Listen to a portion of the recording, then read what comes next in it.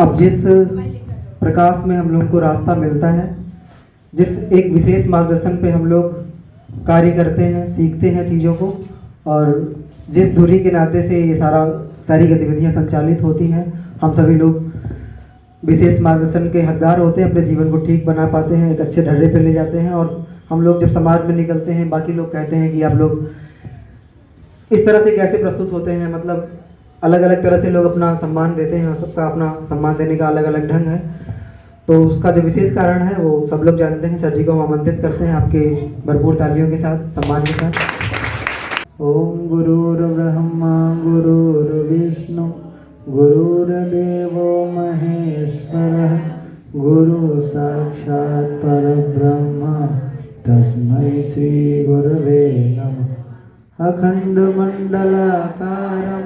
व्याप्तमेन चराचरं तत्पदं दर्शितं येन तस्मै श्री गुरवे नमः। मातृवत् लालयित्री च पितृवत् मार्गदर्शिका नमोऽस्तु गुरुशक्ताय श्रद्धा प्रज्ञायुता च। ॐ मातरं भगवतीं देवीं श्रीरामं च जगद्गुरुं पादपद्मे तयोषित्वा प्रणमामि मुहुर्मुहुः।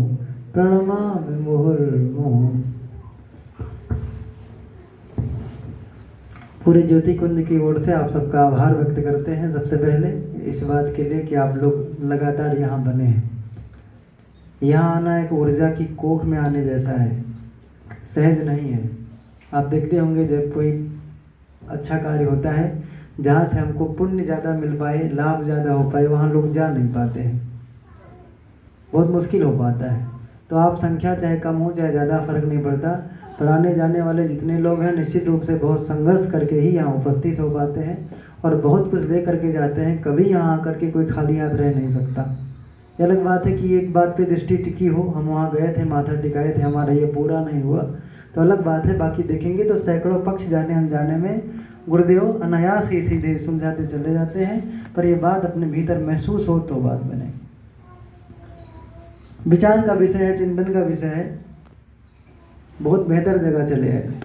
अब ये गुरुदेव के केंद्रों में से एक अनोखा केंद्र है। जब गुरुदेव प्रत्यक्ष थे तो जाया करते थे, जहाँ चरण गुरुदेव ने रख दिया वहाँ से पीठे बन गई, चरणपीठ बन गया और वहाँ से देश की गतिविधियाँ चलने लगी। तमाम सारी गतिविधियाँ वहाँ से चलना शुरू हो गई। हम आप सौभाग्यशाली हैं, शरीर गुरुदेव का स्थूल नहीं है तो भी यहाँ गुरुदेव आए, अपना चरण दे गए। अपने में ये अनोखी भक्ति है, अनोखी उपलब्धि है। ये सामान्य बात अध्यात्म जगत के लिए नहीं है, छोटी बात नहीं है। शिष्यों के लिए बड़ी उपलब्धि, हम आपके लिए बहुत छोटी उपलब्धि नहीं है, बहुत बड़ी उपलब्धि है। जितने में हम हज़ारों वर्ष तक यहाँ जप करते, तप करते, साधनाएं करते। चाची मोबाइल बंद कर दीजिए थोड़ी देर के लिए, बात हमारी को सुनाई नहीं देगी। और बच्चों को थोड़ा बाहर कर दीजिए 2 मिनट के लिए, तो मैं महत्वपूर्ण बात कर लूँ। थोड़ी देर टहल ले बच्चे बाहर, खटपट करेंगे तो ध्यान। देखो मैं बोलता तो सीधी बात यह है कि जो माइक पकड़ता खुद बोलता नहीं। आदमी आज के समय में गांव में रह करके, जहाँ 10-12 दिन तक यहाँ बिजली भी ना आई हो, हर तरह का कष्ट में रहता है, उससे गुरुदेव से प्रार्थना करते हैं, उनकी चेतना जुड़ती है। अब इधर उधर ध्यान डाइवर्ट होगा तो चेतना बड़ी नॉर्मल सी होती है। जानते हैं जब कभी हम लोग ध्यान करते हैं और समाधि की बात करते हैं ताकि परमात्मा का हमारी आत्मा एकाकार हो जाए, शरीर की शुद्धि भूल जाए कि हम कहाँ हैं। स्वामी विवेकानंद 3 दिन तक बैठे रहे, चारों तरफ से मच्छर लपेटे रहा, तब भी वो ध्यान करते गए। वो स्थिति बड़ी नाजुक होती है। वहाँ सांसें भी अगर गड़बड़ चल रही होगी, एक बार ज़्यादा, एक बार लंबा, एक बार गहरा, तो भी वो ध्यान टूट जाता है। तो चेतना तो इतनी ज़्यादा ऐसी होती है कि जहाँ वो टूट जाती तो बात बनती है, भूल जाता मैं क्या बोलूँ, वो क्या कहे। तो जो कुछ बोला जा रहा है अपने मर्जी की बात है नहीं ना, हम लिख करके लाए हैं। अब एक बात बनती है तो आप सुनिए, इसमें डिस्टर्बेंस पैदा नहीं करिए। मैं ये बोल रहा था, और केवल मेरे लिए लागू नहीं होता, यहाँ जो कोई खड़ा होगा बिल्कुल ठीक उसके साथ वैसे होगा। पिछली पीडीसी क्लास खत्म हुई तो डॉक्टर साहब हमारे पास फ़ोन किए, कहा आज तक का ऐतिहासिक लेक्चर यहाँ रहा और आप सबकी मेन टीम की अनुपस्थिति में भी ऐतिहासिक लेक्चर रहा। क्यों रहा? कल हम एक जगह पे मोटिवेट करने गए थे, वहाँ और अपनी क्लासेज में 2 जगह। हमने कहा बेटा संडे तुम आया करो, संडे आया करो। आप लोग कभी आना नहीं आना, लेकिन हर संडे आया करना। क्यों आया करना? इसलिए मत आना पीडीसी में जा रहे हैं। गुरुदेव का दर्शन करना हो तो हर संडे चले आया करो। कभी गुरुदेव आते होंगे, नहीं आते होंगे, कम आते होंगे, ज़्यादा आते होंगे, कृपा बरसाते होंगे, नहीं बरसाते होंगे, मैं गारंटी नहीं लगता। लेकिन एक बात की मैं गारंटी लेता हूँ, इस बात का दावा करता हूँ कि कोई क्लास ऐसी नहीं है संडे को जब गुरुदेव नहीं आते हो, यहाँ उनकी उपस्थिति ना रहती हो। अनुभव करेंगे तो आपको पता पड़ेगा, हर पीडीसी में गुरुदेव का बिल्कुल दर्शन होता है। भावनाओं से तो बिल्कुल दर्शन होता ही है, प्रत्यक्ष आंखें काम करें तो प्रत्यक्ष भी दर्शन होता होगा। तो हम गुरुदेव का दर्शन करने आते हैं, उनकी उपस्थिति का लाभ लेने आते हैं। तो इसमें पूरी सजगता के साथ, पूरी सावधानी के साथ हम लोग आए। मैं बात कर रहा था कि हम लोग ऐसे जगह पे आए जहाँ बड़ी सौभाग्य की बात है। यहाँ अगर आए होंगे, जैसे हम यहाँ तक 7-8 साल तक नैया खेल आए हैं, हर मोमेंट संघर्ष का है, ऐसे ऐसे संघर्ष का है जिसको बयां नहीं किया जा सकता। बसंत गुरुदेव की लाइनें पढ़ते हैं कि महामानव उसी का नाम है जो ऊंचे उद्देश्य के लिए संघर्ष करता जाए, सब कुछ सहता जाए, उफ नहीं करे और लक्ष्य तक पहुंच जाए, उसी को महामानव कहते हैं। दूसरी और कोई परिभाषा नहीं है। तो मैं बोलता हूँ गुरुदेव ने हमको वो सब पथ पकड़ा दिया है, तो हमारे लिए समस्या कोई मूल्य की बात नहीं है, इसीलिए मैं कभी उसका जिक्र भी नहीं करता। लेकिन ये महसूस करता हूँ, यदि मैं यहाँ इस तरह से खड़ा हूँ तो आप भी संघर्ष ही झेल करके यहाँ आते होंगे तो उसका पूरा पूरा लाभ लिया जाए। बात कर रहा था इस चैतन्य स्थली की। परम पूज्य गुरुदेव तमाम सारी शक्तिपीठों को गुरुदेव ने बनाया, शरणपीठों को बनाया। दुनिया में तमाम सारी जगह से गतिविधियाँ संचालित हो रही हैं, लेकिन यह इकलौता केंद्र है जहाँ परम पूज्य गुरुदेव ने अपने दोनों चरण रखे। और उसको केवल रखे नहीं, तब से ये ऊर्जा से अनुप्राणित हो गया। 8 साल 10 साल तक लगातार तप और जब हम लोग करते रहते तो भी ये प्राण ऊर्जा न बन पाती जितना गुरुदेव की एक उपस्थिति से भी यहाँ जब भी आते हैं तो ऊर्जा अलग टाइप की रहती है, बनी रहती है। कैसे? गुरुदेव का आगमन केवल आगमन ही नहीं, यहाँ और शांति कुंज का जो तार है वो सर्वाधिक सघन जुड़ा है। हम तो देख रहे हैं कम से कम 2500 शक्तिपीठ को हम जानते हैं बड़े करीब से, जहाँ शांति कुंज से उनका तार जुड़ा नहीं है, कटा है। अंतरंग से लोग उनको महसूस नहीं कर पाते, बल्कि विरोध ही करते हैं, साथ नहीं दे पाते लोग, पर ये बिल्कुल ठीक ठीक जुड़ा हुआ है। 2-3 उदाहरण मैं आपको बता रहा हूँ। यहाँ से जब पता पड़ा कि बच्चों का एग्जाम देना है, किसी के पास पैसे नहीं है, तब उतना ही अंशदान नोट करके आता है जितने में गाड़ी का भाड़ा हो जाए, बच्चों की फीस हो जाए, फिर एग्जाम दिला करके ले आता हूँ। अब बात आती है इंटरव्यू में कैसे कराऊंगा।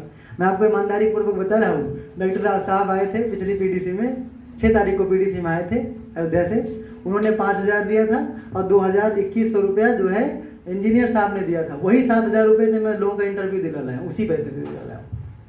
उसके बाद में बच्चों का एडमिशन करने के लिए भी ज्योति कुंज से लाखों रुपये लगा है, यही तो दिया गया है। ये नहीं कि लोग अपने घर से ही दिए हैं। यह बात यहाँ भी लगा है कि लाख भी पार करता है। दिए कहाँ से? हम किसी का बहुत ज़्यादा हाथ नहीं फैलाए, फिर भी व्यवस्था बनती चली गई। इसलिए मैं बताऊँ, वहाँ से सघनता बुला रहे हैं। वहाँ मैंने देखा इंटरव्यू दे करके लोग फेल हो गए। अरुण एक बैठे हैं आपके सामने, जानते हैं इनके बारे में, आप समझते हैं? 106 नंबर कमरे में हो रहा था इंटरव्यू, ठीक है, और 4-5-6 कमरा प्लस बरामदा प्लस जो है अंगना और फिर एक प्रेयर हॉल जहाँ पर वेटिंग हॉल है, जहाँ भैया आते हैं। वहाँ हम सब लोग बैठ कर रहे थे और वहाँ से ऑफिस से शाम को वहाँ से जो है बुलावा आ रहा है, 3 बार बुलावा आया। वो जिस लड़की का इंटरव्यू होना है शाम को 6:30 बज रहे थे, उसको बुलाओ, इंटरव्यू दे दे, उसका करना ही करना है हमको, ऊपर से आदेश है, उसका करना ही करना है। ये नहीं गए। 3 बच्चे लास्ट में गए, आशा माधुरी पूर्णिमा, एक प्रकार से रिजेक्टेड थे ये, पर भैया ने कह दिया इनका होना ही होना है। ये इंटरव्यू दिए, कुछ बताया नहीं बताया, केवल कमरे में चलाए, मैं प्रेजेंट लगा दूँ बस, इतने से पर्याप्त है। कैमरा ना होता तो हम वैसे कह देते ये पास है, पर कैमरा लगा है, आए थे कि नहीं आए थे इसकी जांच होगी तो हम कहेंगे ये सब पास है। 2 बार 3 बार संदेश आया, पर ये नहीं गए। 2 लोग गए। आपको बता दें इंटरव्यू के पासिंग मार्क पे नहीं हुआ है, गुरुदेव के जुड़ाव के हिसाब से, गुरुदेव के बुलावे के आधार पर उनका हुआ है इन तुलनाओं का। आप समझिए इससे कितना सघन तार जुड़ा हुआ है। और बुलाया गया है, किसी काम के लिए बुलाया गया है, फर्जी नहीं बुलाया गया है। आशा का परिवार देख लीजिए, तो इस तरह से उनके घर में 3 बच्चे, आशा को सबको देखना पड़ता है। 2 दादा भाभी हैं, जो दादा और दादी हैं, और उन्हीं के हाथ का पानी पीते, वही दे तो खाना खाते हैं, नहीं खाते ही नहीं, वो रो के बेहाल है। उनके भाई एक खर्चा चलाते थे, 15 लाख रुपए रेडी हो गए दवा कराते कराते, उसके बाद एक्सीडेंट हो गया, दोनों पैर भी टूट गया, बेचारे बैठ गए, परेशान हो गए। उसके बीच में भी आशा का वहाँ से बुलावा आता है। तीनों लोग जाते हैं और बड़ा सख्त अनुशासन है। सवेरे 5 बजे से पहले 5 बजे पहली क्लास चलती है ध्यान की, उसके बाद योग की क्लास चलती है, 7:30 बजे बच्चे एक करके आते हैं रूम पे, 8:30 बजे पहली क्लास चलती है, 11 बजे तक क्लास चलती है, फिर भोजन होता है, फिर आराम होता है, फिर शाम को 5 बजे तक क्लास चलती है। सवेरे 5 बजे के पहले आप मोबाइल निकाल सकते हैं और शाम को 7 बजे के बाद कमरे के बाहर यदि आप मोबाइल ले तो आपको जुर्माना देना पड़ेगा। और जुर्माना ऐसा नहीं, पैसे तो देने पड़ेंगे, पिताजी की जवाबदेही भी होगी, प्लस आप 2 घंटे स्वाध्याय करेंगे। जो आप स्वाध्याय करेंगे उसमें पूछा जाएगा, ये नहीं बता पाए तो फिर से स्वाध्याय करेंगे आप। इस तरह का स्ट्रिक्ट अनुशासन है। वहाँ ये बच्चे पहुँच गए कड़क, वहाँ लोग जा ही नहीं पाते। हम लोग गए थे तो इन गार्ड ने भगा दिया, पर फिर बाद में प्यार से बुलाया। तो पूरे कमरे में जो जहाँ आवाज़ है ना, वहाँ पर एक मैम बैठती हैं। मैम ने हमसे बात किया, उनकी बातचीत से लगा, बच्चों को बुलाया, हालचाल पूछा सबके बारे में। उसके बाद में उनकी बातचीत से लगा, हमने की बात में कह दिया। मैम मुझे आज बड़ा संतोष हुआ, गुरुदेव की गोदी में आए हैं, कल्पना के आधार पर ज़िंदगी भर हम संतुष्ट ही रहे हैं कि जहाँ गुरुदेव की गोदी में बच्चे आ गए हम संतुष्ट ही हैं। पर मैं आज आप में मैम और माँ दोनों देख रहा हूँ, इनकी मम्मी और मैम दोनों मिल गई है, मैं जा रहा हूँ, अब आप देखिएगा। वो बताती हैं कि रात को मैं शाम को बच्चों को देख के आती हूँ, अच्छे से बच्चों की नींद आई कि नहीं आई। शाम को बच्चों का हाल चाल लेकर के खिला पिला के तभी मैं आती हूँ और 24 आवर्स ड्यूटी देती हूँ। वो बताती है, मैं उनको देख करके बड़ा संतुष्ट रहा। उनने कह दिया, हमने कहा मैम आप गीत सुने, तो वो तो पहले परिचय हो गया, बच्चों से आए तो मुझे देखा कुछ खास लगा इनमें। हमने किसी से कुछ नहीं पूछा, सैकड़ों लोग आवास में रहते हैं, पर हमने इन बच्चों से पूछा आप लोग क्या करते हैं। इन्हें बताया हम पीटीसी चलाते हैं, बाल संस्कार शालाएँ चलाते हैं, हमारे यहाँ चेतना केंद्र बना हुआ है। इनसे हम बहुत प्रभावित हैं। फिर उन्होंने क्या कहा, अगली बात पापा हम आपके लिए बड़े गौरव की बात है। उन्होंने कहा कि मैं क्षेत्रों में जाती हूँ, संडे बाल संस्कार शाला चलाती हूँ। आपकी बार संडे आने से पहले मैं चिन्मय भैया को पत्र लिखती हूँ कि ये सारी टीम को हमारे साथ छुट्टी दिया जाए, संडे जा करके कार्यक्रम कराएंगे। बिना कुछ प्रयास के, मैं बताता हूँ, डरता हूँ ऑफिस में जाते, मेरी कोई एबिलिटी नहीं है उनसे बात करने की, ना हमारी योग्यता है, ना मेरी आयु अभिभावक वाली है, किसी एंगल से मैं कुछ लगता नहीं, इसलिए वहाँ जाते डर लगता है। पर जितना भी डर लगता है उतना ज़्यादा गुरुदेव प्रोत्साहित करते हैं, बिना किसी प्रयास के सारी चीज़ें अपने आप अनायास ही होती चली जाती हैं। इसमें मैं आपको ये बताने का प्रयास कर रहा हूँ, जिसने हमको जोड़ा है, हमको और कोई और शक्तिपीठ की गारंटी नहीं लेते, किसी और कार्यकर्ता की गारंटी नहीं लेते, कितना वो उस गुरुदेव से जुड़ा होगा, कितना गुरुदेव उसको मानते होंगे। कहने को गुरुदेव प्यार सबको करते हैं, एक तरफा सबको देते बहुत हैं, पर दोनों तरफ कहाँ से बनती होगी मैं नहीं जानता हूँ, पर यहाँ की गारंटी हो जाती है कि आप वहाँ से सीधे जुड़े हुए हैं। तो हम लोग जहाँ भी आते हैं बड़े मूल्य का, हम तो 4 लोग मिलकर के यहाँ तक खेल आए, और हमारे जीवन के लिए ये महीना सबसे कष्टकर रहा है, हर स्थिति से, आर्थिक लेकर के, मानसिक लेकर के, सामाजिक लेकर के, पारिवारिक लेकर के, हर तरह की परिस्थितियाँ आई हैं। 12 दिन तक परिवार में लाइट नहीं, आपको पता है, इन्वर्टर और बैटरी ले जाके दूसरे घर रखा हूँ, रात भर चार्ज किया हूँ, ला करके लगाया हूँ, तब आप लोग पंखे का राज ले जो है पंखे का थोड़ा बहुत आराम पा रहे हैं, है ना।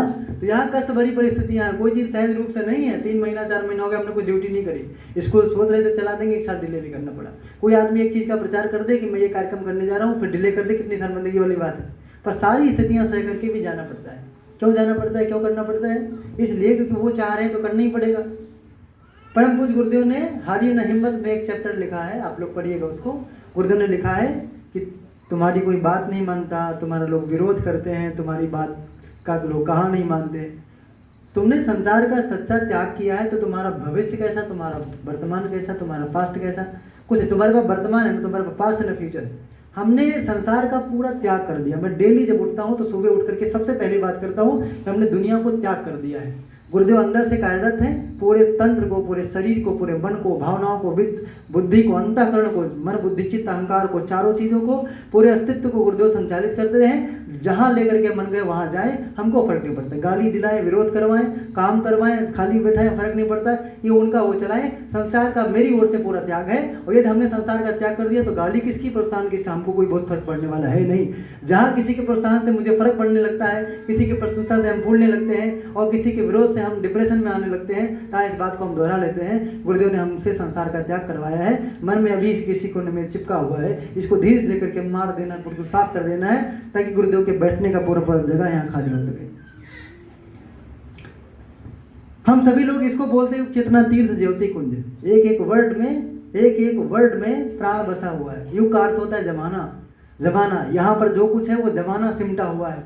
हो सकता है जमाने के सारे प्राणी, जमाने के सारी गतिविधियाँ, जमाने के सारे तंत्र यहाँ ना भी आए हो, तो भी जमाने के सारे लोगों को यहाँ प्रकाश देने वाली बात है। पूरा जमाना यहाँ से प्रकाश पा सके, ऐसा तंत्र यहाँ खड़ा है, ऐसी प्राण चेतना, ऐसी सूक्ष्म चेतना यहाँ गतिशील है। युग चेतना का अर्थ है जो चैतन्य होकर के लोग कार्य करें। यहाँ का कार्यक्रम कोई बिल्डिंग के बलबूते नहीं है, कोई भीड़ के बलबूते नहीं है, चैतन्यता के बलबूते हैं। चैतन्यता के 2 हिस्से हैं, एक का नाम प्रखरता, एक का नाम सजलता। हृदय का नाम, एक का नाम मस्तिष्क, जहाँ सद्बुद्धि पलती है, जहाँ सद्भावना पलती है। यही 2 चैतन्यता के आधार पर यहाँ की सारी गतिविधियाँ संचालित हो रही हैं। आप कल्पना करके देखिए, ये महत्वपूर्ण है बहुत ज़्यादा। यहाँ पर उसके बाद लिखा है तीर्थ लिखा हुआ है। तीर्थ का मतलब जहाँ आदमी जाए और अंतर मन को धुलता हुआ चला जाए, जहाँ के अंदर का जो अपवित्रता है, दुर्भावना है, वो आदमी का चला जाए। अभी जो है उत्कर्ष क्लास ले रहे थे कि ये पूरा महीना हमारा इरिटेशन कर रहा है, जिसको देखो गुस्सा ही आता है, पर यहाँ कर आकर के मन अपने आप शांत हो जाता है, मन अपने आप सही दिशा पाना शुरू कर देता है। उत्कर्ष कह रहे थे थोड़ी देर पहले। तो ये तीर्थ है, इसको तीर्थ को तीर्थ बनाने जैसी बात। परम पूज्य गुरुदेव की किताब की ओर चलते हैं, साहित्य की ओर चलते हैं, जहाँ गुरुदेव ने लिखा तीर्थ, तीर्थ क्या थे, अगला लिखा है क्या हो गए, अगला लिखा है क्या होना चाहिए। एक पुस्तक का नाम है तीर्थ क्या थे, क्या हो गए, क्या होने चाहिए। उसमें गुरुदेव ने कह दिया कि तीर्थ की पहली खासियत है कि वहाँ जप और तप निरंतर होता रहे। शांति कुंज इसी कसौटी पे बना है, वहाँ जप और तप निरंतर जारी है। जब आपको मान के चलिए लगभग 250 महिलाएं और 250 पुरुष 9 दिवसीय शिविर करने जाते हैं, जिसमें एक दिन में 3000 गायत्री मंत्र का जप उनको करना पड़ता है। 500 लोग 3000 गायत्री मंत्र का जप करते हैं तो 15 लाख होता है। वहाँ 15 लाख गायत्री मंत्र का जप केवल शिविरार्थी करते हैं, जो हर बार चलता रहता, महीने में हर दिन चलता रहता, कभी वो बंद नहीं रहता। 3000 एक लोग करते, 500 लोग इस तरह का लोग जप करने वाले। वहाँ पर हम जैसे लोग भी बीच बीच में जाते हैं, उनकी संख्या मिनिमम 800 होगी, 800 से ज़्यादा होगी, जो कम से कम 1000 मंत्र का जप करते ही करते होंगे। गुणा कर लीजिए आप। इस तरह का वहाँ पर जप चलता रहता है। वहाँ के अंतःवासी कार्यकर्ता हैं जो वहाँ अंदर निवास करते हैं, 24 लक्ष का महापुरस्कार करते रहते हैं। उनकी संख्या 100 पार करती है। 100 से ज़्यादा ऐसे लोग हैं जो उतना गायत्री मंत्र का जप करते हैं जितना परम पूज्य गुरुदेव करते थे। 66 माला गुरुदेव करते थे, 66 माला 100 से भी ज़्यादा लोग वहाँ पर करते हैं। उसका एक हॉल है जहाँ आप ऋषि देख रहे हैं ना, ऋषि सब ऋषि क्षेत्र है, उसके ऊपर जब जाएंगे एक हॉल बना हुआ है, वहाँ पर जो है पुरस्कार बराबर चलता रहता है, कभी एक को दिन बंद नहीं होता है। वो जिस दिन पूरा होती है, सुबह पूरा होती है, शाम को संकल्प हो जाता है और चल पड़ता है वहाँ। इस तरह का पुरस्कार वहाँ चलता रहता है, कभी बंद नहीं होता, ताकि तीर्थ की प्राण चेतना कभी सूखने नहीं पाए। अगली कड़ी में आप देखिए अखंड दीपक का जब आप दर्शन करने जाते होंगे तो वहाँ पर लगातार एक देव कन्या जब करती रहती है, 2-2, 3-3 घंटे की उसकी ड्यूटी लगती है और 24 घंटे में कभी एक भी सेकंड के लिए वो जब बंद नहीं होता है। उसके बगल वाले कमरे में जीजी बैठती हैं, जो जब करती तो हैं पर अजपा चलता है उनका, सांसें उनकी जब करती रहती है, उनका सांस लेना ही जब करना है। लगातार गायत्री की साधना में लीन रहती हैं और उस अवस्था में पहुंच गई हैं जो जीवन साधना का जो अंतिम लक्ष्य होता है वहाँ वो पहुंची हैं। जीवन में जो अंतिम उपलब्धि हो सकती है वो सब कुछ वो प्राप्त करके रखी हैं, चाहे वो परमात्मा को प्राप्त करने की बात हो, चाहे बुद्धत्व को प्राप्त करने की बात हो, चाहे संवेदना की पराकाष्ठा पे पहुंचने की बात हो, चाहे प्रखरता की पराकाष्ठा पे पहुंचने की बात हो, चाहे आदि शक्ति को अपने अंतःकरण में धारण करने की बात हो, सारी शक्तियों को अपने भीतर समेटे हुए। आप जानते हैं गायत्री परिवार के संगठन वाले हों चाहे दूसरे संगठन वाले हों, परम पूज्य गुरुदेव ने महाकाल एवं युग प्रत्यावर्तन प्रक्रिया में साफ साफ लिख दिया है कि आदि से लेकर के अब तक जितनी भी प्रबुद्ध आत्माएं थी, जितनी भी पवित्र आत्माएं थी, जितनी भी क्रांतिकारी आत्माएं थी, सब धरती पर अवतार ले चुकी हैं। अधिकांश को गायत्री परिवार में समेट लिया गया है, बाकी सब अपने अपने हिसाब से कार्य कर रही हैं, जिसका पोषण गायत्री परिवार की साधना ही देगी। परम पूज्य गुरुदेव और माता जी की जो चेतना है तब करके जो रख गई है, तो जीजी को सीधे हस्तगत करा गई है, उस वही बांटती रहती है। आप देखने में तो एक से बढ़कर एक लोग तपस्वी जपस्वी आपको दिखाई देंगे जो निरंतर अध्यात्म जगत में ऊपर आगे गति कर रहे होंगे, वहाँ भी माता जी ही और जीजी ही उनको प्राण देती हैं। अलग बात है कि उनका सूक्ष्म संवाद उनसे बना रहता है, प्रत्यक्ष जो जैसे हो, जो जिसका उद्धार करने आया होगा। अब देखिए गुरु जगत में राधा जी को लोग नचनिया बना दिए थे। एक देव आत्मा आता है, एक ऋषि सत्ता आती है और उनको फिर से राधा जैसी गरिमा दिला के जाती है। अब किसी की हस्ती नहीं कि राधा को नचनिया बनाते कोई। इसी तरह से जो भी डूबा हुआ है उसको निरंतर उत्थान करने के लिए लोग आएंगे और सब कुछ ठीक होता हुआ चला जाएगा। लेकिन जड़ में गायत्री परिवार की जो तपस्या है वो काम करती है। तो मैं बोल रहा था जीजी की उपस्थिति ही, डॉक्टर साहब की उपस्थिति हमको आपको पता नहीं है। डॉक्टर साहब के पिताजी डॉक्टर प्रणव पंड्या जी के पिताजी एडवोकेट थे, वकील थे। परम पूज्य गुरुदेव ने उनको चिट्ठी लिखी, तुम्हारे घर में स्वामी विवेकानंद आने वाले हैं। ये अभी भी चिट्ठी रखी हुई है, तुम्हारे घर में स्वामी विवेकानंद का जन्म होने वाला है। ये साफ शब्दों में लिखा था परम पूज्य गुरुदेव ने। बड़े हो जाने के बाद थोड़े दिन बाद जो है डॉक्टर प्रणव पंड्या जी का वहाँ जन्म होता है। पूर्व जन्म में स्वामी विवेकानंद जो थे वही डॉक्टर प्रणव पंड्या जी है। ये परम पूज्य गुरुदेव ने चिट्ठी में लिखा है। कब लिखा है मैं उसकी थोड़ी सी कहानी बता दे रहा हूँ। एक बार जो है हिमालय बुलाया गुरुदेव को, उनने कहा तुम्हारे पास एक सत्ता है जो तुम्हारी गोद में खेलने के लिए लाई थे। पूर्व जन्म में तुम्हें उसे जुबान दिया था कि तुम्हें मैं अपनी कोख में रख सकती हूँ। उसके बाद में गुरुदेव से कहा कि उसको आप धारण करिए। परम पूज्य गुरुदेव ने कहा मैं तो युग परिवर्तन के लिए आया हूँ, मुझे संतान की क्या आवश्यकता है। कहीं नहीं, वो सहयोग करेगी आपका।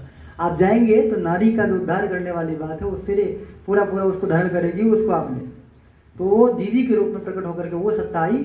जब हम व्याख्या उसकी पढ़ते हैं तो उसमें लिखा हुआ है दुर्गा का जो प्रथम है उसको क्या बोलते हैं? प्रथम स्वरूपा। बताइए शैलपुत्री, शैलपुत्री के रूप में शैल वाला पंडित जी का जन्म हुआ और शैलो गुरुदेव उसको प्यार से कह करके बुलाते थे। दुर्गा जी की हम पूजा करेंगे, हमको नहीं पता अपनी दुर्गा की जो वास्तविक शक्ति हो माता जी के रूप में अपने पास बैठी हुई। तो एक जगह पे एक बार जीजी बहुत उदास थी, परेशान थी, तो परम पूज्य गुरुदेव ने कहा दिया कि क्यों परेशान है। कुछ बातें उन्होंने साझा करी, कहा जो परेशान मत हो, जिस दिन मैं शरीर छोड़ूंगा वो दिन इस बच्चे में मैं प्रवेश कर जाऊंगा। उसका नाम डॉक्टर चिन्मय पंड्या जी। उसमें परम पूज्य गुरुदेव सीधे प्रवेश कर गए।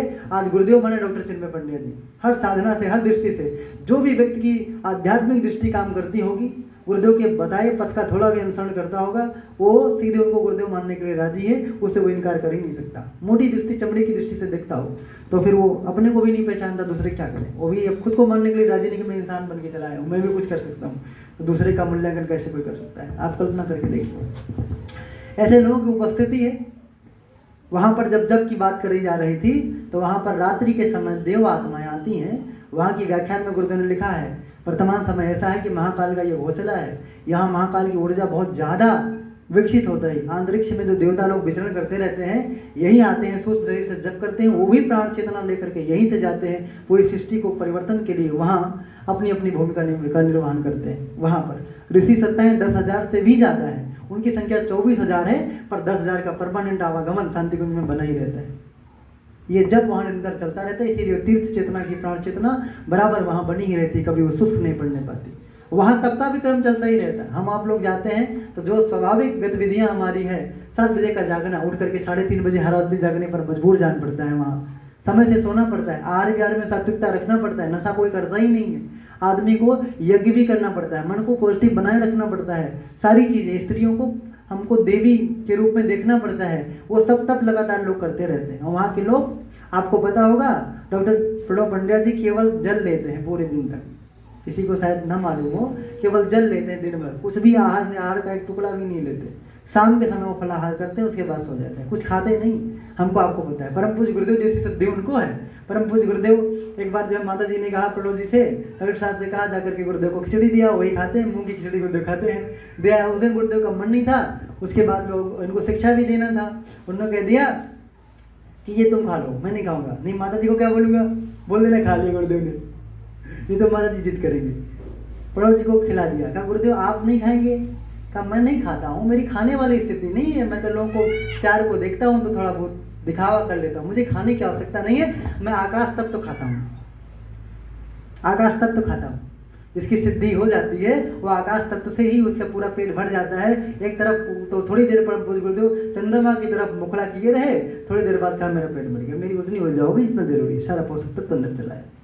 विनोबा भावे गांधी जी के गुरु थे, वो भी आकाश तत्व का ग्रहण करते थे। ये सिद्धियाँ नॉर्मल नहीं है। अब आप लोग ऐसा मत करें, समझ रहे हम आप गाना नहीं बनाएंगे, मुँह में पार के खड़े हो जाएंगे, सारी ऊर्जा मिल जाएगी। ये गुरुदेव जैसे तपा कूद के बस की बात है, हम आपके बस की बात नहीं।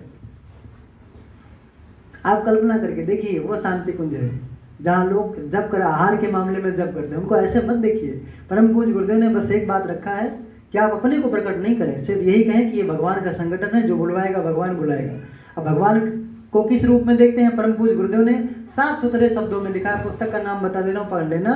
एक शब्द है जो है लोक सेवियों के लिए दिशा बोध, एकदम अंतिम पृष्ठ पे आप पढ़ेंगे तो गुरुदेव ने लिखा है कि आप कहीं जाना, गुरु दीक्षा देना, आपकी गुरु दीक्षा सफल हो जाएगी, पर फोटो मत लगाना, न मेरी न माता जी की न अपनी, मसाल लगा देना, यही गुरु है।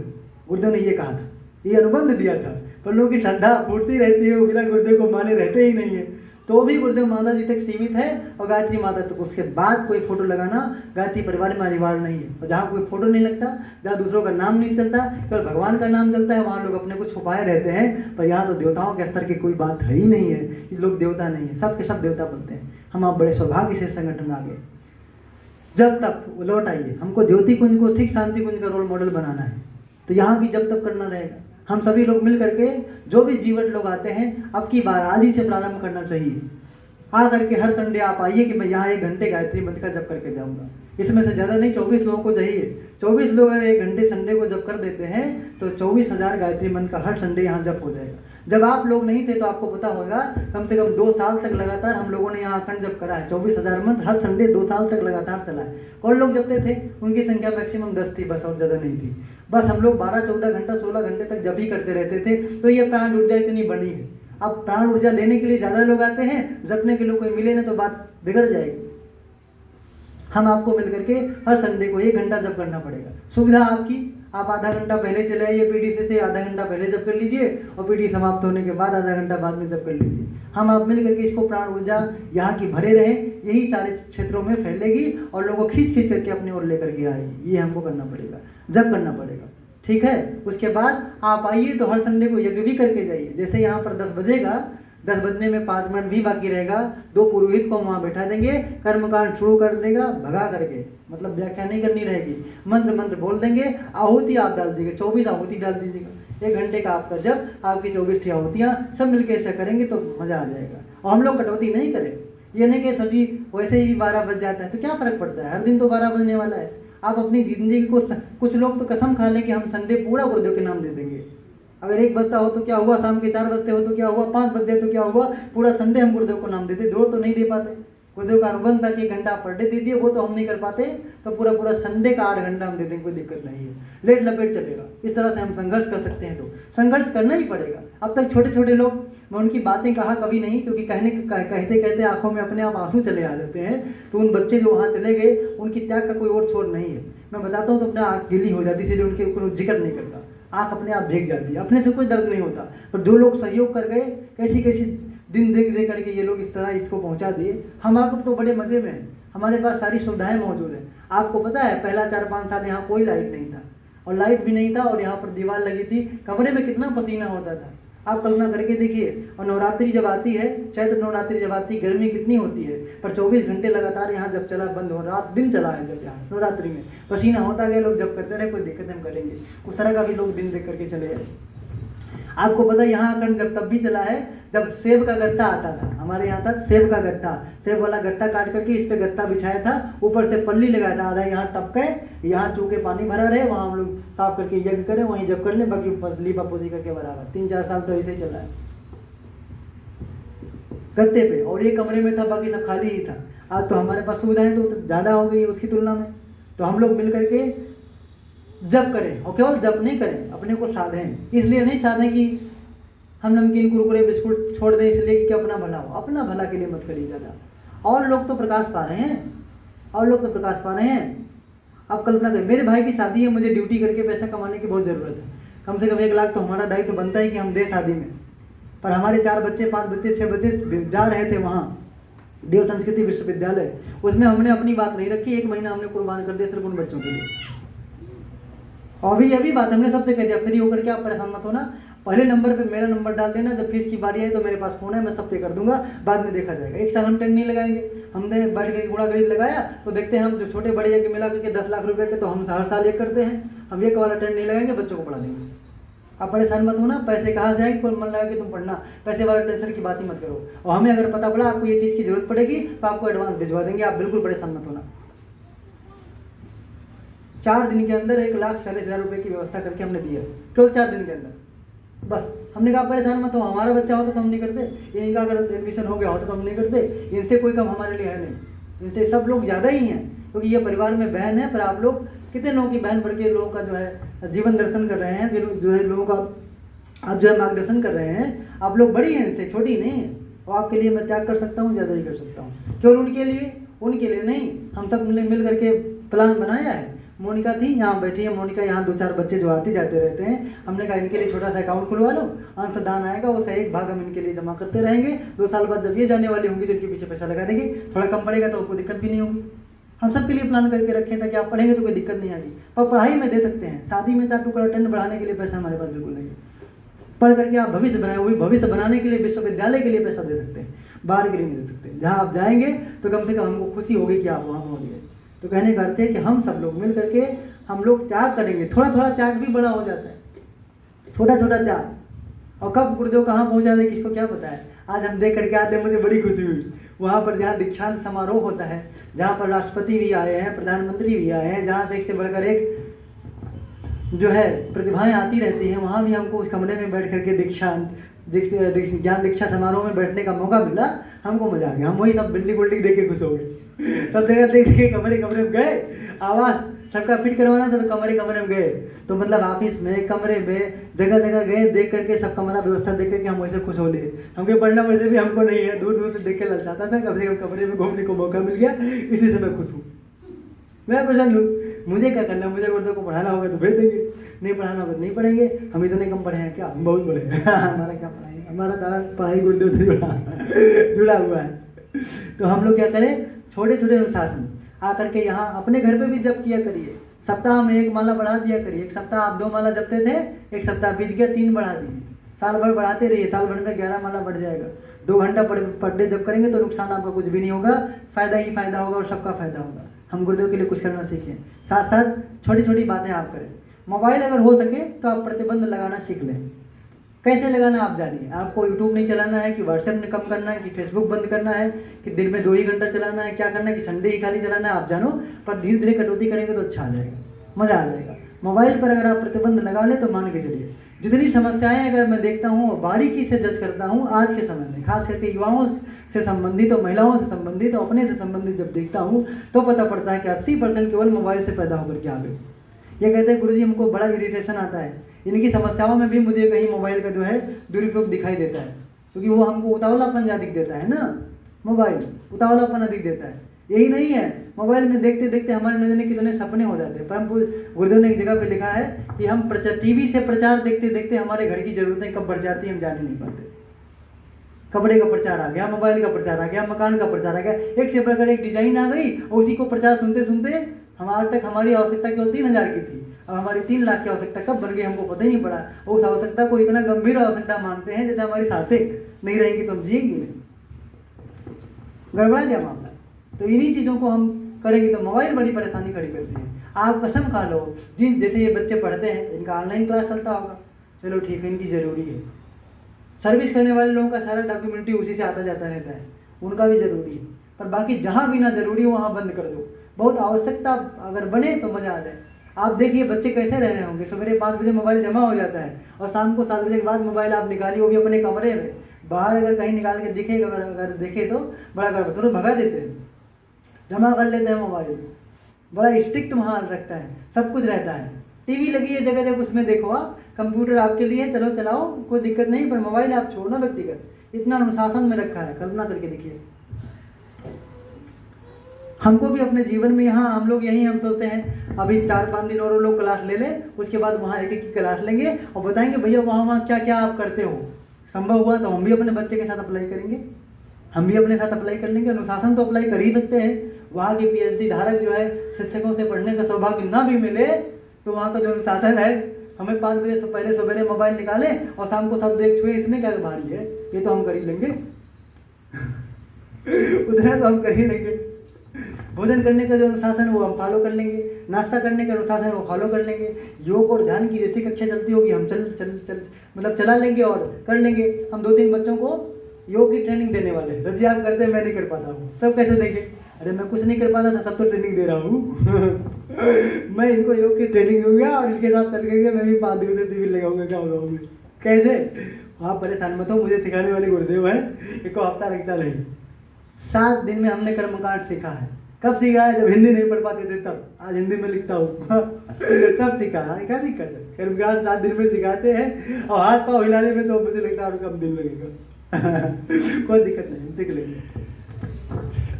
हम आप मिल करके करें। दूसरी बात, अंतिम बात बता करके अपनी बात को विराम करेंगे। 2 चीज़ों के लिए तैयारी बना लें। 50 महिलाओं को हम लेकर के जाने वाले हैं शांतिकुंज, ठीक है। मनी मन लड्डू फूटता रहे और अनुशासन भी चलता रहे। और जहाँ जहाँ बताइए कि 10-20 महिलाएं हैं, सर जी आइए हमको ढकली और कर्मकांड और प्रज्ञा की सिखा दीजिए, तो हम किसी को भेजेंगे या हम खुद आकर के आपको सिखाएंगे। जब हम कार्यकर्ताओं का प्रशिक्षण लगाएं तो 20 से 25 लोग कुछ ना कुछ जानते रहे, ऐसा ना हो कोई नहीं जाने, ये गड़बड़ है। दूसरा एक चीज़ हमने बात किया है और ये छूट पाया है कि 50 महिलाएँ जाएंगी तो कन्याएँ भी उसमें जाएंगी, उसमें कोई दिक्कत नहीं है। 20 पुरुष भी, हमने कहा ऐसा है कि 50 महिलाओं की आप व्यवस्था करना कमरे की, बाकी हम लोग जनरल ले लेंगे और क्या जनरल ले लेंगे। उतनी व्यवस्था मत दीजिएगा, जैसे लोग रहते हो जब ले लेंगे। पर पुरुष भी जो इच्छुक होंगे उनको भी साथ लेकर के जाएंगे जो कार्य करते हैं। तो 50 से 70 लोग जाने का प्लान है। डेट संभवतः आज हमको मिल जाएगी या कल सुबह तक आ जाएगी, उसके बाद हम आपको बताएंगे। टिकट का पैसा आप ही को देना पड़ेगा और पहले ही देना पड़ेगा। जो टिकट का पैसा लेट में देंगे वो जनरल में जाएंगे। हाँ जनरल में जाएंगे। जनरल में कैसे जाएंगे अब आप जानो, मैं नहीं जानता। मैं तो जनरल में गया था, बोलबम में गया था, 4-5 बच्चों को जनरल में ले गया था। ये हुआ कि सर जी अब तो ऐसी स्थिति है कि हम लोग घुसने भी नहीं पाएंगे। हम क्या हम लोग घुसने नहीं पाएंगे ना, उनको कौन घुसने से रोक लेगा। एक जगह पे एक बात आती है, सुनना माता जी बोले नहीं, एक जगह पे एक बात आती है, पता लगा गुरुदेव ट्रेन तो चलने वाली है, तो 700 से 800 लोग अभी आपका दर्शन नहीं कर पाए, तो क्या किया जाए। अब आप जो मन करेगा, लोगों को दर्शन करना है। 45 मिनट तक टाइम के बाद भी ट्रेन रुक गई, स्टार्ट होने के बाद भी आज तक रेलवे विभाग वाले पता नहीं लगा पाए कि कैसे रुका था। अब आपको मजाक नहीं बताते हैं, हम एग्जाम दिलाने के लिए बच्चों को ले गए थे, एक लोग नहीं कि बिना सोए आए हो, और भीड़ वाले में गए थे हम लोग, और बिना बैठे आए हो, सो करके बैठ के आए, एग्जाम से भीड़ में गए। अरे घुसना उनको है, व्यवस्था उनको बनाना है। जब मेरा कोई चीज़ हो जाता है तब वो टूट जाता है। डॉक्टर साहब एक बात कहते थे, कहीं मुझे पूरी चीज़ एकदम सेंटेंस एकदम याद नहीं, 4 साल 5 साल पहले वाली बात है। कोई बात आई तो मैं नहीं कहा था कि सर जी मैं ये करूँगा, सर जी ने कह दिया आप करेंगे। मुझे 2 बार का 3 बार टोका, तब मुझे आया मैं क्यों करूँगा। वो सूत्र मैं फॉलो करते करते यहाँ तक मैं पहुँच गया कि उद्बोधन में कर लेता हूँ। जब भी कभी मंच पे जाता हूँ, 4-5-6 मंच दिन में लेना, क्लास लेना, लोगों की झुझलाहट सुनना, लोगों की शिकायतें सुनना, तमाम बातें सुनते सुनते कचूमर निकल आता है। अब शाम को 8 बजे भी लेक्चर देना है, क्या बोलूँगा, सोचता हूँ क्या बोलूँगा, कैसे बोलूँगा। मैं बोलता हूँ तभी बिगड़ता हूँ, मैं क्यों बोलूँगा मैं क्यों बोलूँगा। अरे वो बोलेंगे मैं बोलूँगा, मैं क्या बोलूँगा। आज भी मुझे पता नहीं था मैं क्या बोलूँगा मुझे नहीं पता था क्या मैं बोलूँगा, बोल तो रहा हूँ, क्या चाहिए। वो बोलेंगे ना, तो जब उनको ट्रेन में बैठना रहेगा तो ट्रेन में जगह भी मिल जाएगी, उनको जब आना जाना रहेगा सारी व्यवस्था भी बन जाएगी। नहीं तो हम क्या बता दें, सब बिगड़ जाए, है ना। तो हम लोग जो चीज़ करेंगे, मोबाइल पे प्रतिबंध लगा देंगे, जब एक को दिन बंद नहीं करेंगे, अच्छी किताबों का पढ़ना, स्वाध्याय करना, ये लोग हम लोग करते रहेंगे। और प्रशिक्षण, और जो बुराइयां आपको अपने से समझ में आती हैं कि ये खराब है, उसको छोड़ने की कोशिश करते रहिए। और कोई चीज़ बुराई को छोड़ने में पहला स्टेप प्रार्थना का ही आता है। जब कोई बुराई हो जाए तो बुराई हो जाए, बुराई ज़्यादा हो जाए कोई दिक्कत नहीं है। सच्ची गुस्सा आया, गुस्सा हो तो मुड़वे फोड़ दिए, ज़्यादा हुई चलो कोनो बात नहीं, जेल में चला कोनो बात नहीं। अखियाँ जब तक एकदम भीज न जाए और प्रायश्चित के जब तक गहरा भाव न आए तब तक प्रार्थना फूटे नहीं, तब तक तार का वो उद्वादन छूटबे नहीं करे, कभी जन्म लाग जाए। कोई दुर्गुण आपके घर अंदर प्रवेश कर गया हो, वो दुर्गुण एकदम फूट के बाहर आ जाए, एकदम कि इससे बड़ा पाप अपना ही हो सके, तब प्रायश्चित का असली बोध आता है, वहीं से प्रार्थना पैदा होती है, तब गुरुदेव की शक्ति संचालित होना शुरू होती है, तब आदमी नया जीवन बदलता है। उससे कम में बात बनती नहीं। एक दुर्गुण मरते दम तक छूटने वाला नहीं है, चाहे जो हो, आलस हो, है ना, अहंकार हो, क्रोध हो, गुस्सा हो, चिड़चिड़ा हो, कुछ छूटता नहीं। अधिक अपराध हो जाए, प्रायश्चित का जो है गहरा उसमें वो लग जाए, तब वो बातें छूटने की बारी आ जाती। हम आप क्या करें, आज भी छूट जाए तब भी ठीक है, मरते दम तक छूट जाए, कभी छूट तो जाए, नहीं तो ऐसे ही घिरनी घिसती रहेंगे, कई बार पैदा होंगे। मेरा तो मन नहीं कई बार पैदा होने का, मेरा तो मन है गुरुदेव फिर आना तो लेके आना नहीं, उसके बीच में छुट्टी दे दो हमको जब फिर दोबारा आना। एक किताब में पढ़ा था डॉक्टर OP शर्मा जी, उन्होंने गुणा गणित करके लगाया कि परम पूज्य गुरुदेव की किताबें पढ़ने के बाद, गुरुदेव को लिखने के बाद गुरुदेव ने क्या कहा दिया, गुरुदेव ने कह दिया बेटा जो कुछ कार्य हो रहा है ये 21वीं सदी तक मेरी चेतना बराबर सक्रिय रहेगी परमात्मा की। तुम चाहो जहाँ मन कहे पहुँच सकते हो, चाहो तो तुम मुक्ति भी प्राप्त कर सकते हो, जो मन कहे कर सकते हो। इसके बाद में मैं इतनी योजना बना जा रहा हूँ कि 25,000 साल तक परिवर्तन की ज़रूरत ही नहीं पड़ेगी। तुम 350 बार पैदा होगे, तब ये मौका कहीं आएगा जब हम दोबारा आने वाले हैं। 350 बार तो ऐसे जनरली हमको पैदा होना पड़ेगा उनको वेट करने के लिए। ऐसा है गुरुदेव, एक जन्म में पार करो, अब हमारे बच के बाद नहीं, हम झेलना पड़ेगा। जब आप आना तो फिर लेके आना, और ऐसे ही कार्यक्रम में लेके आना, ऐसे ही करवाना, फर्जी वाले काम में हमको व्यस्त नहीं रखना। तो गुरुदेव है, मौका है, उसके बाद में 21वीं सदी तक बराबर काम बन जाएगा। उसके बाद उनको ढूंढेंगे तो वैसे मिलेंगे जैसे राम मिलते हैं। राम कैसे मिलते हैं, बहुत विधि से, बड़ी व्यवस्था से मिलते हैं, सबरी की तरह राम नहीं मिलते हैं। अब वो भूल गए, अब है नहीं सबरी की तरह राम। सबरी तरह राम की जमाना था वो तब थे, नहीं तो नहीं थे। अब सबरी वाले राम नहीं रहेगा, दूसरी तरह राम हो गए। पूजा पाठ कांड कर्मकांड, है ना, दुनिया भर का टीम टाम करना पड़ता है, दक्षिणा चढ़ाओ, भंडारा करो, उसके बाद कितना मिले भगवान जाने कितना मिले, ना बोलो हम जाने मिलबा न करिए उगाए जमाना। अभी अभी तो मैं ईमानदारी से बता रहा हूँ, 3 बार गया हूँ केवल शांति कुंज। ये कहा हूँ कि यही कहा हूँ, पता नहीं बच्चे जैसे जिद्दी कि हम तो जानते हैं कि आप मेरे काम कर रहे हैं ना, हम तो आपको महसूस करते हैं, लोगों को मैं क्या दिखाऊंगा। डॉक्टर साहब और जीजी अगर एक पाँव ये खड़ाओं पे अगर पाँव रख दे तो मैं ले जाके रख दूँ, आनंद आ जाए। 2 बार 3 बार गया तो खड़ाओं छोड़ो, एक तो बैग तक लेके ना चिट्ठी जान दे तो जेबी में तो निकलवा लिया था, खड़ाओं कैसे लेके जाऊँ, और डर के मारा हम कुछ बोल ही ना पाए। 3 बार हम लौट गए, पर वो 3 बार रहा, केवल 3 बार। उसके बाद जब लौट गए तो देखा कुछ न जाओ, अब जीजी का पाँव लाते हैं, गुरु जी का पाँव देखो, माता जी का पाँव देखो। ताली बजाइए इस बात के लिए। हाँ, ये सबरी वाले राम है, ये सबरी वाले राम कर सकते हैं कि चले आओ हैं सीधे सीधे। आप बुलाइए तो कभी कोई मन बनता है। पिछले बार हमने बताया था कि जब हम डिप्रेशन में थे, बहुत दिक्कत थी, शांति कुंज से ही बड़ा आपाधापी मन में चल रहा था, अनायास चित्त में तमाम सारे प्रारब्ध पूरे उठते हैं तो मन को सबसे पहले हावी करते हैं। तो विपदा 1 महीने की बाद में आने वाली थी और मन में परेशानी पहले शुरू हो गई, तो वो बात यहाँ ज़्यादा परेशान वो करती थी। तो क्या करें, मन करे तो मैं जो है लखनऊ में उतर जाऊँ, थोड़ी देर घर नहीं जाऊँगा, मुझे बड़ी दिक्कत है, अभी किसी को डांट दूँ कोई और बात तो दिक्कत। उतरने की मैं प्लानिंग कर रहा था, इनसे एक टिकट मांग लिया, इनको दे दिया, इनको चुपकर बता दिया भैया मैं उतर लूँगा, आप किसी को बताना बस, सब लोग दे देंगे उतर जाएंगे। रास्ते में थोड़ी दूर आया है ना, उसके बाद में हमने देखा कि एक आदमी जो है ट्रेन के नीचे पड़ा, उसकी गर्दन कट गई है, ऐसे पड़ा है, गर्दन है, ट्रेन वास कट गए, ऐसे उसका कपड़ा वपड़ा सब उतर रहा है। उसको देख करके और दिमाग चकर आ गया, क्या करें, और दिमाग परेशान हो गया। अब इनको दे दिया, मैं उतरने वाला था, गेट तक चला गया तो गाड़ी वाले बाबा जी जैसे उस ट्रेन पे प्रवेश करे, मुझसे से निकले तो मेरा मन वह सब बदल गया। मैंने कहा कौन आदमी इसमें प्रवेश कर गया, तो लौट आया, हम उतरे नहीं, बैठे। अच्छा, वो सीट उठ छका करके सब बैठ गए। उसके बाद क्या बोलते हैं, मैं यहाँ नहीं बैठूंगा, मैं इन बच्चों के बीच में बैठूंगा, जाके इनके बगल बैठ गए, इन सब के बगल बैठ गए। अब वो बात करने लगे तब मैं थोड़ा देखूँ मैं कौन है, आँख में डाला तो आँख में एक बार देखा, लाल लाल आँखें दिखाई दी, मुझे गुरु जी की याद आ गई तुरंत। हमने कहा मैं भी बैठ जाता हूँ।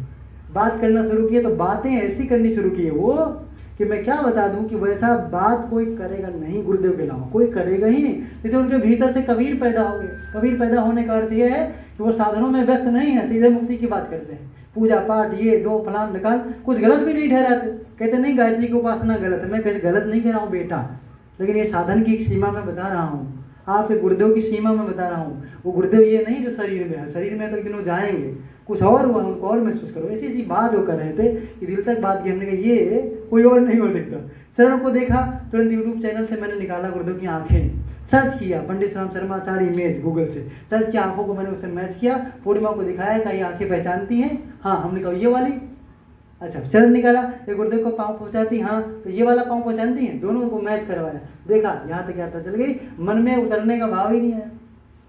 ये सबरी वाले राम है जो कभी भी चले जाते हैं। आप बुलाने की कोशिश करिए, कभी भी चले आते। अरे मेरे हाथ पांव चले गए 4-5 लोग, वो सब हल्के लोग नहीं थे।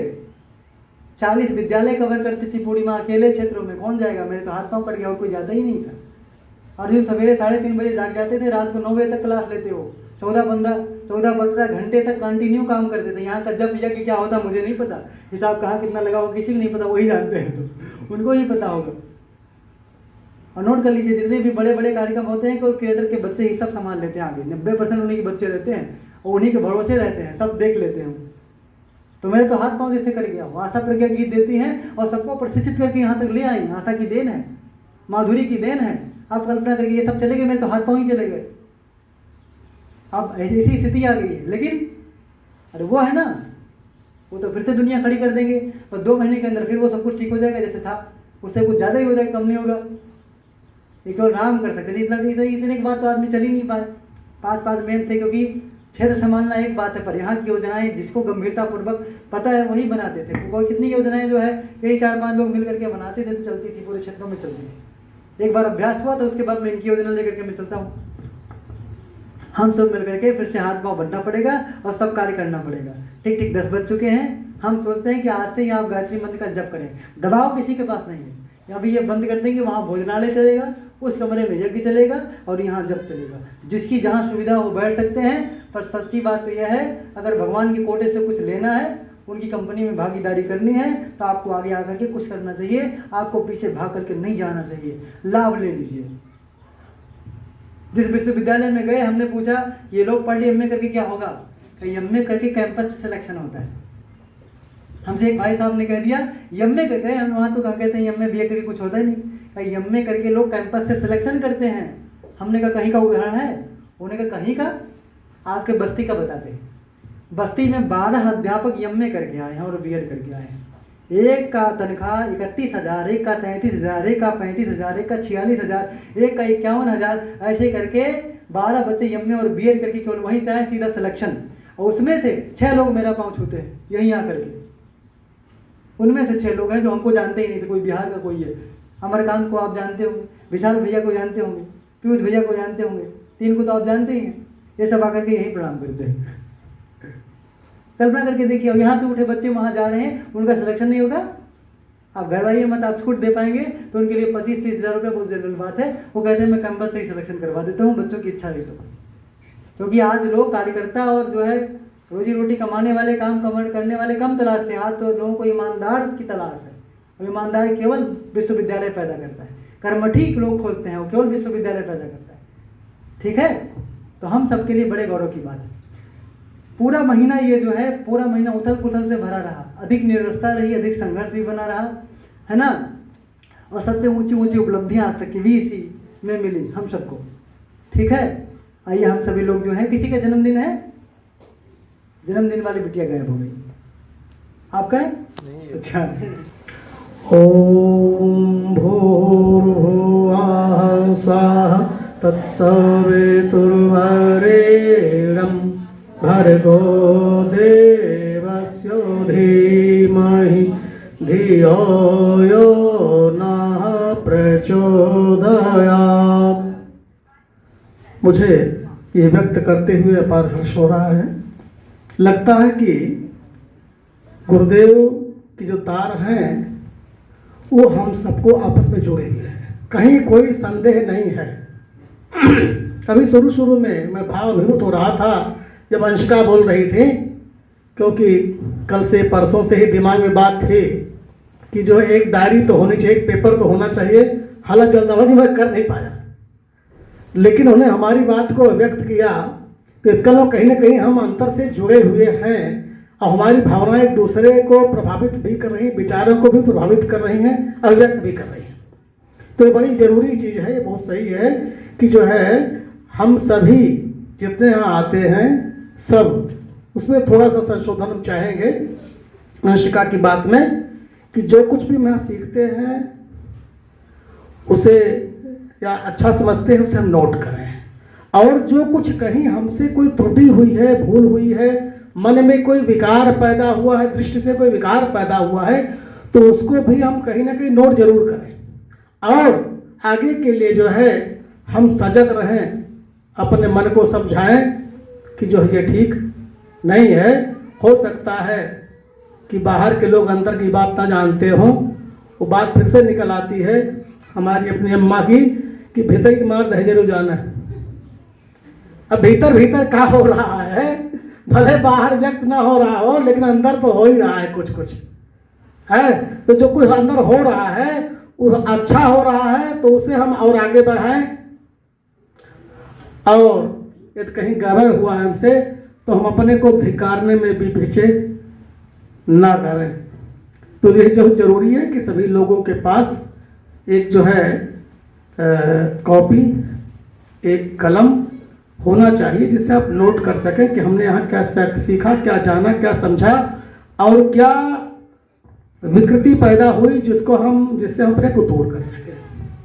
अब अभी जो है हमारे मेंटर देवा जी ये बोल रहे थे, तो मुझे कहने में संकोच नहीं है, अतिरेक भी नहीं है, कि गुरुदेव ने बहुत पहले कहा था कि यहाँ आपको किसी अलग से साधना की आवश्यकता नहीं, हम कुंडली स्वयं जगा देंगे जो हमसे जुड़ा हुआ होगा।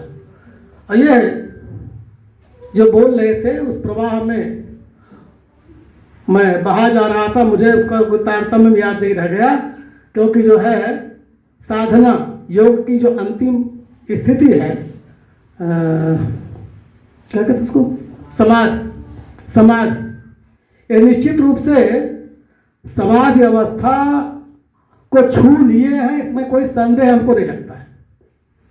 इसलिए कि जब कुछ भी जब समर्पित कर दिया अपने को, तो न हमारा सुख है, न दुख है, न मान है, न अपमान है, न सम्मान है, कुछ भी हमारा नहीं, सब कुछ उनका है।